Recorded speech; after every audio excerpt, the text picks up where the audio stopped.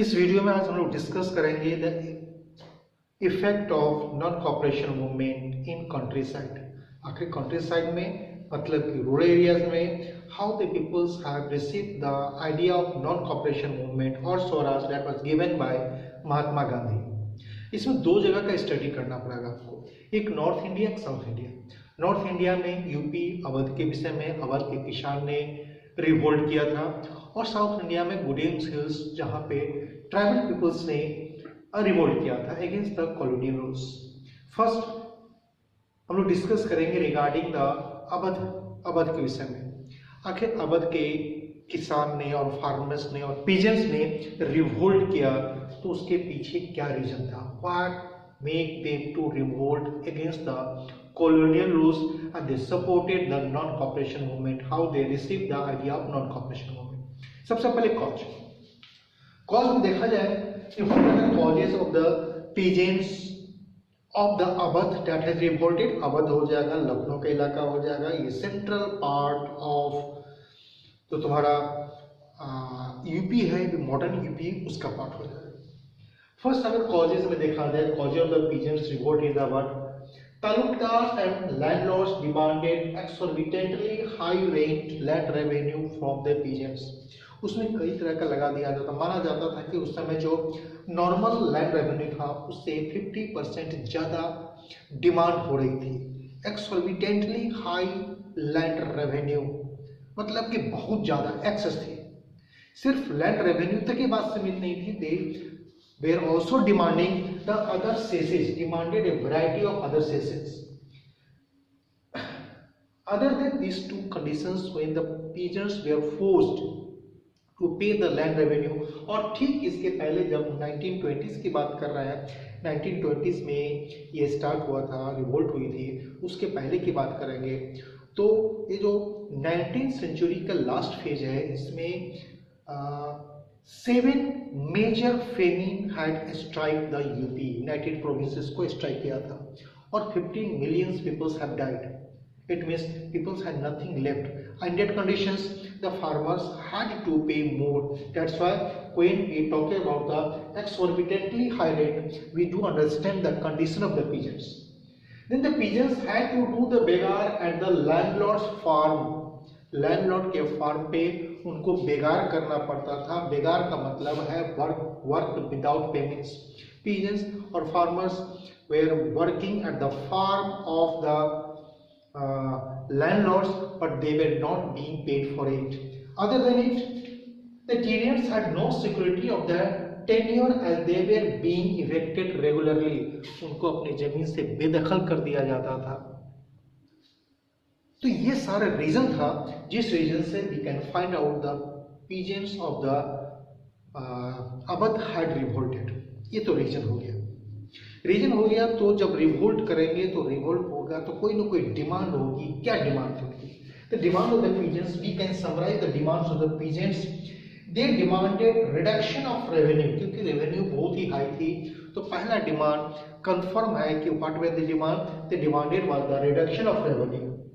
दूसरी demand evolution of begar and hari. Hari was also a type of begar, means work without payment, and social boycott of oppressive landlords.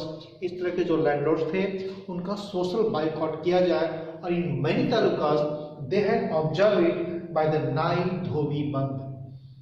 ये नहीं, कुछ तालुका में, बहुत सारे तालुका में these peoples has resisted, revolted by the 9 dhobi बंद। इसका मतलब अभी देख लिए causes of peasants revolt in Awadh, then the demand of the peasants movement in the Awadh, that we have got it। अब किसान की डिमांड, peasants की डिमांड समझ में आ गई थी हम लोगों को। अब इसके लिए एक यूनियन बना, अवध किसान सभा। अवध किसान सभा न्यू नहीं था, इसके पहले से भी यूपी किसान सभा बनी हुई थी जो मर्ज हो गई। अवध किसान सभा बनी कब? Awadh Kisan Sabha it was set up in October 1920 by Jawaharlal Nehru, Baba Ramchandra and the others. ये बाबा रामचंद्र कौन थे? जवाहरलाल नेहरू के विषय में पता है हमको कौन थे। लेकिन बाबा रामचंद्र, अब बाबा रामचंद्र के विषय में जाना जाता है कि ही was a sannyasi who had been to Fiji at the indentured level. लेकिन ये यूपी के नहीं थे, ये महाराष्ट्र के थे, साउथ वेस्ट इंडिया के थे। इनका असली नाम था Shridhar Balwant जोधपुरकर।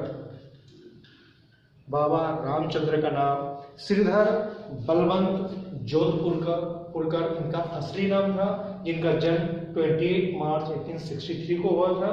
He had went to Fiji in 1905 and returned in 1916 को लौट आए थे, और वो बचपन में ही वहां से भाग आए थे, उत्तराखंड भाग आए थे, उज्जैन आ गए थे। बेसिकली तो उज्जैन आए थे, उत्तराखंड आ गए थे, उसके बाद वो सन्यासी बन गए थे। That's why he is called the सन्यासी।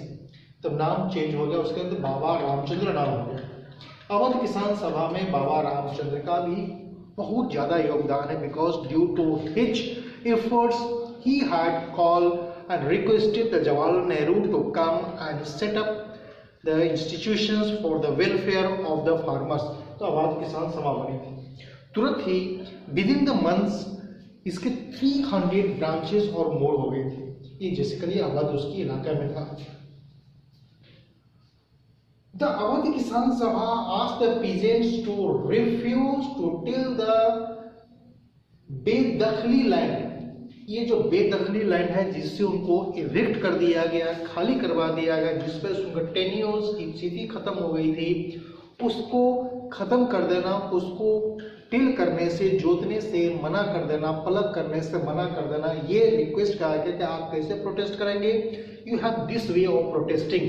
इस तरह से आप प्रोटेस्ट करेंगे कि जिस जमीन से हमको बेदखली कर दिया गया है, हमका राइट्स को डिप्राइव कर दिया गया है, उसको हम खेती नहीं करेंगे, पलग नहीं करेंगे, नहीं जोतेंगे। दूसरा था कि they were also asked to refuse hari and begar. This is a form of unpaid labour. हाड़ी बोल सकते इसको, hari and begar, it was a form of unpaid labour, उसके लिए मना किया गया था। मतलब ये टोटली उस समय से रिफ्यूजल था, बट नॉट द वायलेंट था। But as far we said, in the 1st January 1921, we find that it was the starting of the non-cooperation movement. In the same period, in January 1921, activity of Awadh Kisan Sabha rapidly changed. जो change होगी, किसमें change होगी?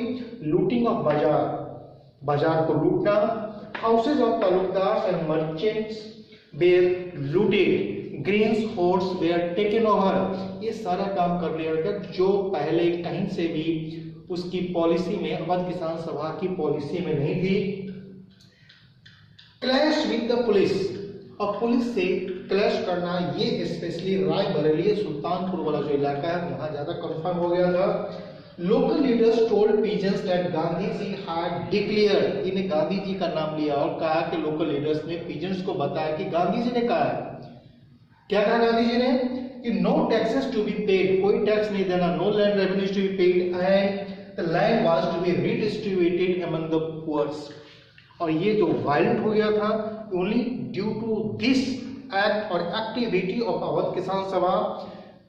The nationalist leaders, especially Jawaharlal Nehru, who was the founder of this Kisan Sabha, was reluctant to add Awadh Kisan Sabha into the non-cooperation movement. हमने यहाँ तक अभी देख लिया है कि नॉर्थ इंडिया में जो पीजेंट्स, स्पेशली अवध के किसान थे, उन्होंने विरोध किया। क्यों विरोध किया, उनका रीजन क्या था, उनकी डिमांड क्या थी, अपने डिमांड को फुलफिल करने के लिए उन्होंने क्या किया। तो अवध किसान सभा बनी थी। किसने बनाया था? इनिशियली उस अवध किसान सभा का पॉलिसी स्टेजेस क्या थी, बाद में वायलेंट हो गया था, और वायलेंट होने के कारण ही उसको नॉन कॉपरेशन मूवमेंट में ऐड नहीं किया गया, because nationalist leader specially Jawaharlal Nehru was not willing to do it. अब इसका सेकेंड फेज में चलते हैं।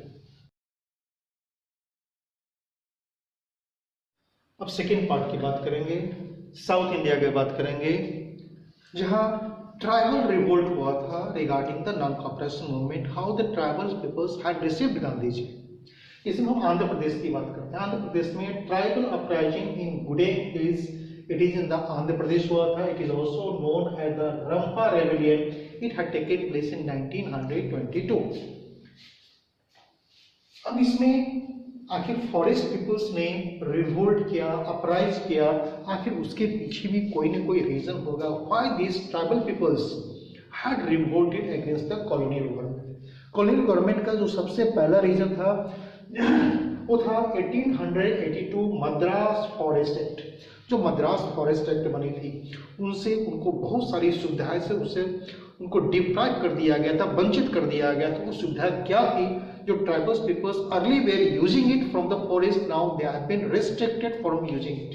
पता था it restricted free movement of the tribal peoples in the forest. Free movement of the tribal peoples एकदम नहीं जा सकते थे. क्या नहीं कर सकते थे? They were not permitted to take their cattle in the forest as well as the collect firewood. जो उनके लिए सबसे बेसिक नीड्स था. कैटल रखते थे, they cannot graze their cattle in the forest and collect the firewood. ये नहीं कर सकते, इस पर completely बैन लगा हुआ था. दूसरा कारण जो था देखा जाता था, they prevented them from the traditional podu. Podu is a type of, not type, it is a name of the shifting cultivation in Andhra Pradesh. Bihar में इंडिया में ये जो शिफ्टिंग कल्टीवेशन है ये कई नामों से जाना जाता है. जैसे नॉर्थ ईस्ट इंडिया में इसको झूम एग्रीकल्चर जाना जाता है. इन सेम वे इन आंध्र प्रदेश इसको पोडू कल्टीवेशंस, उसमें slash and burn, it is known to you peoples. क्या होती है? पैच ऑफ लैंड को क्लियर कर दिया जाता है. They cultivated this when it was restricted forest law was implemented. These peoples were forbidden from practice of the podu, which were their traditional lands. They were thinking it उनका traditional. उसके अलावा they were forced to contribute बेगार. यहाँ भी बेगार आ गई है. बेगार का मतलब हो गया कि work without payment in the road building, road construction में उन लोगों को बेगार अपना श्रमदान करना पड़ता था विदाउट पेइंग एनीथिंग. ये जो रीजन था, three reasons that we have got why the tribal peoples और Gudem hills people of the Gudem hills had revolted. Revolt किया तो कैसे किया उन्होंने? कौन था उनके? कहीं the Gudem hills of the Andhra Pradesh. Gudem hills याद रखिएगा कहाँ है? आंध्र प्रदेश में. In the Gudem hills of the Andhra Pradesh a militant guerrilla movement spread in the early 1920s, actually 1922 में था, under the Alluri Sitarama Raju. Guerrilla war, इच्छुक के वार पहाड़ी इलाके में होती है. Tribal peoples are famous for it. South Indian peoples warrior group उसमें फेमस थे. मराठा इसमें बहुत सारे फेमस थे. तो ये उसमें एक्सपर्ट थे. गुरिल्ला वार मूवमेंट स्टार्ट हो गया. गुरिल्ला वार मूवमेंट स्टार्ट हो गया सिंपली शो करेगा को वायलेंट होगा, नॉन वायलेंट नहीं होगा. लीडर्स कौन थे? एलोडी सीताराम राजू थे. कारण क्या तो बताया गया. He talked of the greatness of Gandhi ji. कहा गांधी जी बहुत महान है. गांधी जी की सब बात मानेंगे. क्या क्या बात मानी उन्होंने? He persuaded the peoples, tribal peoples को कहा कि ठीक है तुम लोग क्या करो, वेयर खादी, खादी पहनना शुरू कर दिया. अपने पीपल्स को बोला खादी पहनो. And give of the drinking. Drinking माना जाता है ट्राइबल पीपल्स का एक ट्रेडिशनल राइट हो जाती है.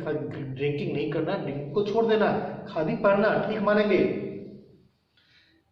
He asserted, at the same time he asserted that the India could be liberated by the use of force and not by non-violence. Gandhi ji proclaim करते थे कि इंडिया को लिबरेट करना है by the use of non violence methods. लेकिन एलोडी सीताराम राजू का मानना था कि ठीक है गांधी जी की सारी बात अच्छी है, वो ग्रेट है, लेकिन India could be liberated from the British only by the use of force. ये नॉन वायलेंस से नहीं हो सकता, वायलेंस करना पड़ेगा.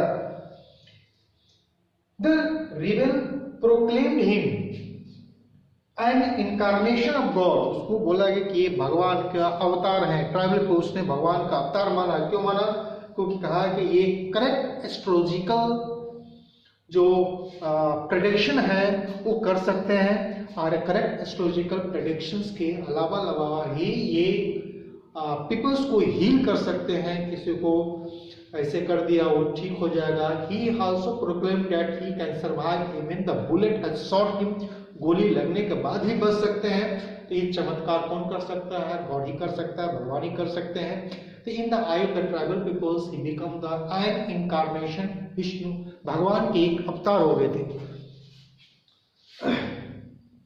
एस्ट्रोलॉजिकल प्रेडिक्शंस, लेकिन he was trapped by the British in forest of Chintapalli, Chintapalli Andhra Pradesh है जो गोदावरी, साउथ गोदावरी में पड़ जाता है। चिंतापल्ली में he was tied to a tree, एक पेड़ से बांध करके उनको गोली लगा दिया गया था। 1924 की घटना है, 1924 में घटना गया था। इन द कोयरू विलेज, कोयरू विलेज में अभी भी उनकी प्रतिमा या स्टेचू लगी हुई। कोयरू विलेज कहाँ है? चिंतापल्ली में। वहां उनको शॉर्ट डेट कर दिया गया था, पेड़ से बांध कर उनको गोली मार दिया गया था। ये था ट्राइबल पीपल्स जो विरोध किया था। How these peoples had received the idea of non-cooperation movement which was started by Mahatma Gandhi. It means in the countryside we have gone through it, the two fractions. First part was the rebellion or revolt of the Pigeons in the North India, that is Uttar Pradesh, Awadh का था, दूसरा था South India का. That we have gone through it. So I do hope you have understood it. This picture is already been uploaded in this video itself. आप उसको देख भी सकते हैं, लिख भी सकते हैं, समझ भी सकते हैं। उसके बाद हम दूसरे वीडियो में प्लांटेशन के विषय में बात करेंगे। Thank you, go through it.